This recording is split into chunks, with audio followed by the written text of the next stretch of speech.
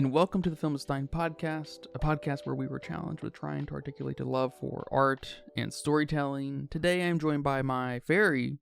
Hello, everyone. I'm glad everybody could join us today. Thank you very much for being here, because today we will be talking about Tomm Moore's 2014 release, Song of the Sea. And there's a little bit to talk about here with this film. We have this kind of duality of a story, not unlike Wizard of Oz, where we have these fantastical representations of real people in Ben's life. There are probably several ways to cut this, but it appears we have this child who is processing his grief, coming to terms with his loss, and maybe even to the extent of no longer blaming Saoirse.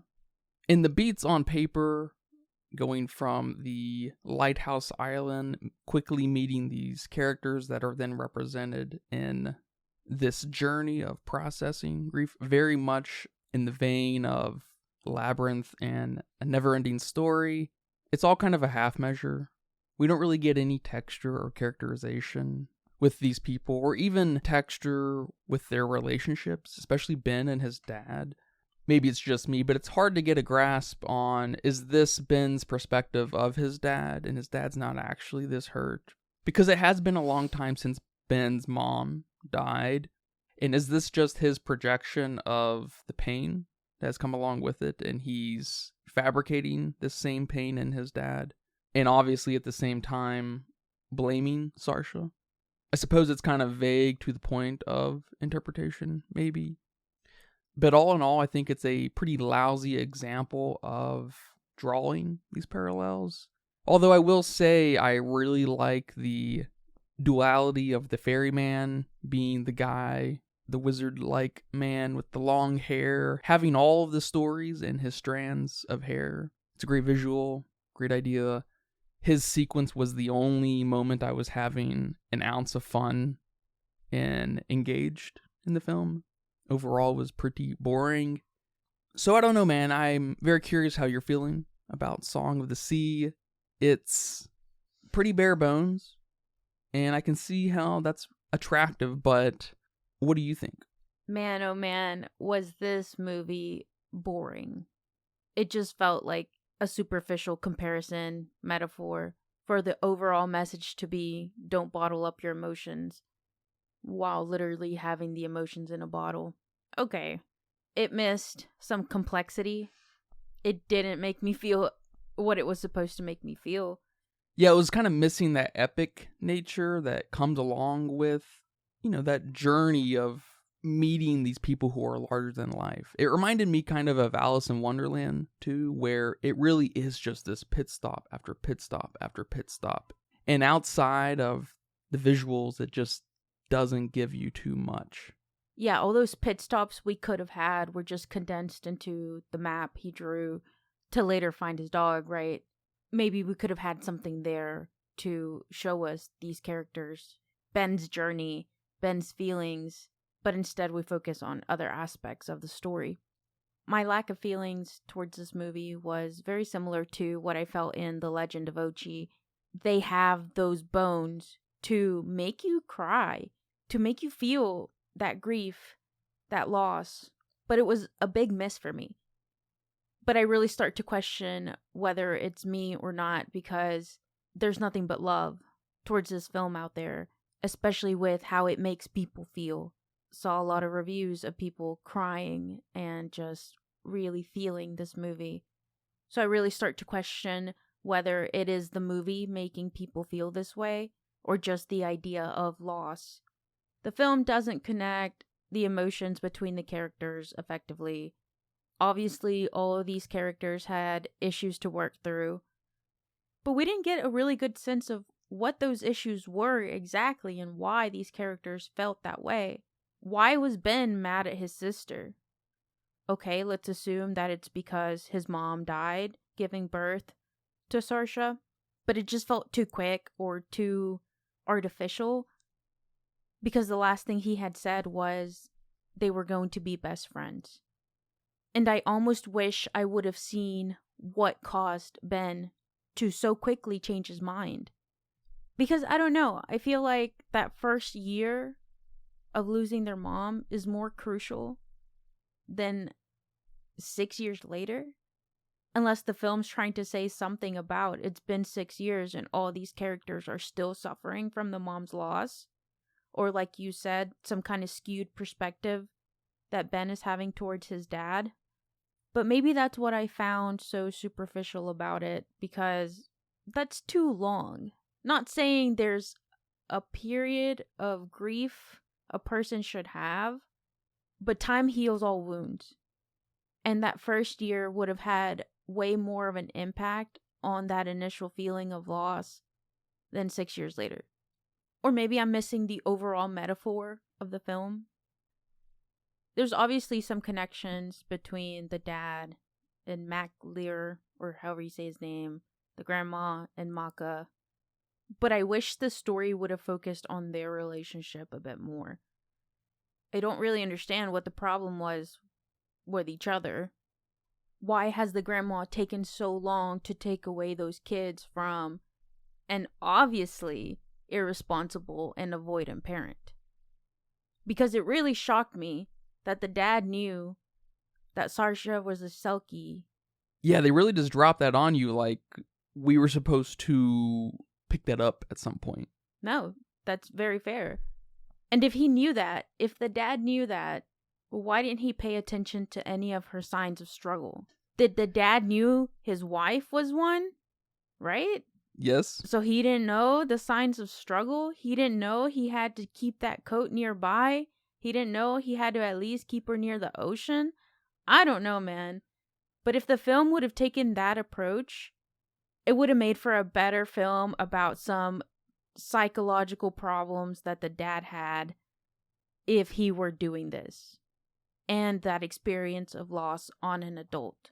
I mean, to that point, I was thinking by the end of the movie, I wish this movie was about the dad. Mm-hmm. Because what did this dad say to Ben the night of his mother's death when he brought the baby in, his baby sister, that caused Ben to absolutely hate her? How did this man phrase it? That's all I'm saying. I wish I was there that first year. As far as the narrative, okay, I follow it, but it didn't speak to me. I was emotionally distanced from all the characters. I didn't care for their journey. The start was rough. It never got better. Maybe it was the mythology aspect of it, but the story just felt so artificial. The fairies made no sense to me in where they were included in the story. And even the long-haired fairy dude, I'm with you. Great idea. But honestly, I was just confused during that entire segment. It took a while to register that this was a man who kept everyone's stories and why Ben was there in the first place. Or I guess how Ben could see these stories to begin with. I'm not sure. I didn't make all the connections through each beat, through each plot point. They didn't feel very cohesive. I mean, that's an excellent point because every pit stop did kind of feel like another convenience because we didn't really have an established story. And there was an effort to establish the journey beforehand through Ben's mom's story that Ben was telling Sarsha to scare her at one point. But even then, it felt like the story of the film was dragging Ben along instead of him finding his way. Yeah. And I also had some issues with the 2D animation. Or I guess specifically the art style. It lacked the visual depth for the cinematic experience. There was something about it that felt very cartoony. Maybe a movie more tailored for television than for a theatrical animation. And the story didn't help sell it either. So there's probably a combination of both. Honestly, the movie didn't do much for me. I would never want to see this again. I don't think I would recommend this to anybody. I don't know how I felt about the end. That decision to let Sarsha stay. So I'm just curious how you felt about that. Yeah, a lot of interesting points. I will say I liked the art style. I liked how it was kind of reminiscent of South Park, old school South Park with its construction paper 2D flatness. I liked the wider shots we had of characters inside spaces and everything was flat. It was very cool. I think you said while watching the film, it reminded you of a Cartoon Network show, which I totally get. Yeah, like the gumballs and imaginary friends and such. And also the vibes of the Cartoon Network shows. And kind of to your point of having these representations and parallels and dualities, like the dog Coo and the blue dragon dog dudes and the grandma and the owl and the hare dude and the ferryman and of course the dad and King Lear. It's very cool on paper.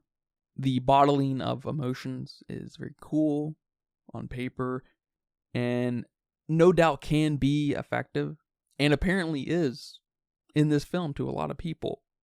But kind of what I think you're alluding to, this extreme lack of setup wounds any kind of character development, relationship development, and almost becomes predicated on that familiarity of these types of epic films. Because I'm mostly with you at the end there too. It's awkward. And I think that is when it kind of dawned on me that, oh, this is a film about expelling that blame that Ben has for his sister.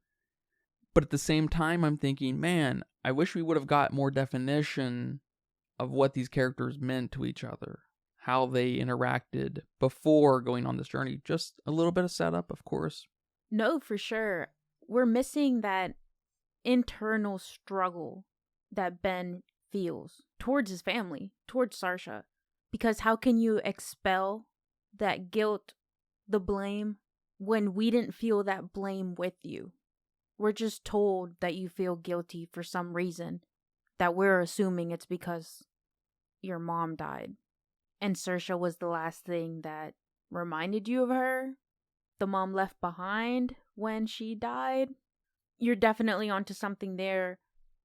We needed to see how these characters interact before we put them on a big journey. And that journey changes how they feel towards each other. Because Ben learning to appreciate his sister just because she was dying seems so surface level to me. I will say, I like this prophecy ultimately being passed down to Ben and him unknowingly kind of playing a part in that prophecy for Sarsha, while at the same time it being that process of grief and overcoming his sadness and his resortment to blame. And I hate to say, I wonder what biased, maybe necessary, coming into this film, knowing the folklore of that part of the world. But based off of what was presented and suggested, it does kind of fail at any kind of completeness or even commitment to an idea, maybe outside of its fairy tale representations of a foreign story. And I think the failure is evident because you do see the effort of establishing some kind of relationship with Ben, his dad, Sarsha, the island, right? His grandma. But the film and Tom are so uninterested in developing these characters and spending time with them, between them. And it does suffer at forming any kind of connection with the audience and with the characters themselves. The only thing I liked was Ben wearing a life jacket the entire movie and it being so subtle until the end, of course, when we have the moment of him taking it off and no longer being scared, right? I like that little detail. I thought that was so clever. But it brings me back to my point. Why does Ben feel the need to wear this?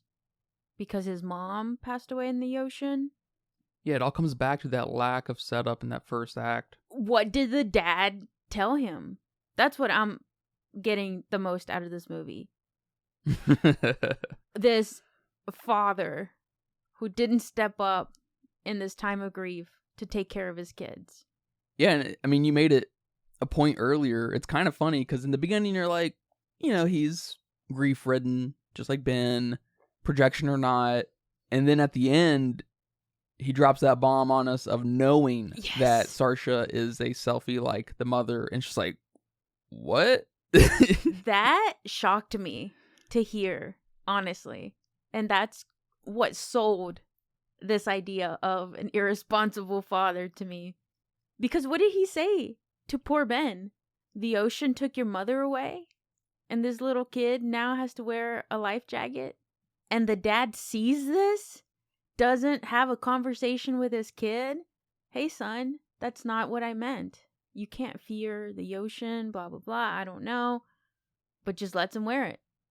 And if the dad was this irresponsible for 6 years, why did it take the grandma so long to intervene? Yeah, it would have almost been better if it was more immediate. Maybe 6 months after the mom's death. Sarsha is obviously 6 months old or something. Or a year. Make her a 1-year-old. She doesn't talk anyway. Yeah, letting that wound be so raw may have been the right amount of manipulation to get a little bit more mileage out of the implied tension, maybe. If we were not going to focus so much on the in and outs of their relationships, we could have at least hinged the film on something a little bit more tender and sensitive, like a recent death, because the mother dying is not a recent death anymore. And I completely understand that the dad was sort of frozen in grief, right, for this long. But the story doesn't make it connect. There's so many plot holes, I guess, if you can call them that. There's so many questions that I have that don't make me feel what I'm supposed to be seeing on screen. Why 6 years after the mom's death? What was the dad and the grandma's relationship before any of this happened? Was she even involved in the kid's life? Why didn't she move there with them and help the dad cope along with helping him take care of the kids instead of taking the kids away? All right, there's a comparison to Maka and her just bottling up feelings, but that seems like a half measure to me. Why is the dad so hurt? I don't know anything about this man. Why did the mom die? Is that some Selkie lore that I just don't know about? What do these fairies in the story represent? And why were they turned into stone, but some of them were turned into half stone and their heads weren't? I just have so many questions, more than I could comprehend what was going on, let alone letting it make me feel. Well, all right, man. Thank you very much for watching this film with me and talking about it here today. You're welcome. Do you have a budget guess? I'm going with $5 million. Shorter movie, 2D animation. Maybe that might make it a bit higher. Not sure. Not American, so of course it's going to be lower. I wouldn't be surprised if it is lower than $5 million, actually. Well, it says here that it was $7.5 million. Oh. And it went on to make $9.3 million. I'm sure it had a very limited release. And over on Letterboxd, with 165,000 people, they weighed in at a 4.2. Ooh, that's pretty high. I'm sorry to say to those people that I'm giving this a 1. This movie did absolutely nothing for me. It felt like it was made for kids. Not only with the cartoonish vibe I got, but the simplicity in the mirroring and parallels. Like, it was an easy way to show kids that this kind of stuff happens in film, in art. We tend to mirror stories, compare stories to people, and some of that literal representation of the bottling up the emotions, I could see it being geared towards kids. I was left with more questions than anything in the story. I was pretty bored watching this film. I wouldn't have been mad if we just turned it off. I wouldn't recommend this to anybody. I wouldn't watch it again. it should have been taken in a complete different direction, but then you lose everything about the movie. So just make a new movie at this point. Focus on the dad. That would have been cool, because that man left me with the most questions. The pacing was okay. An hour and 34 minutes wasn't too bad for me to deal through, but I did like a couple of things about the movie, like him wearing that life jacket. Ku's inclusion was pretty cute. I liked all of that. Even the seals were pretty cute. I like how they helped save Ben at the end. But overall, I wasn't feeling it. Yeah, I'm mostly there with you. I love the effort of layering the duality and prophecy and the processing of emotions. You can see a little bit of Ben in each of the pit stops. It would have been great to have that kind of reflection within the mirroring characters, within the ferryman and the hairman, showing some resemblance in ideals and characters. Mm-hmm. And of course, if you stretch it far enough, you can maybe find something, but I wish it was explicit enough to the point of Ben taking something away from someone. Not unlike what you find in Grey's Anatomy, where it's kind of the major premise of the show, right? Where your main characters learn something about themselves through their patients. Mm-hmm. It's a great premise. It's obvious, but it can set up for great storytelling.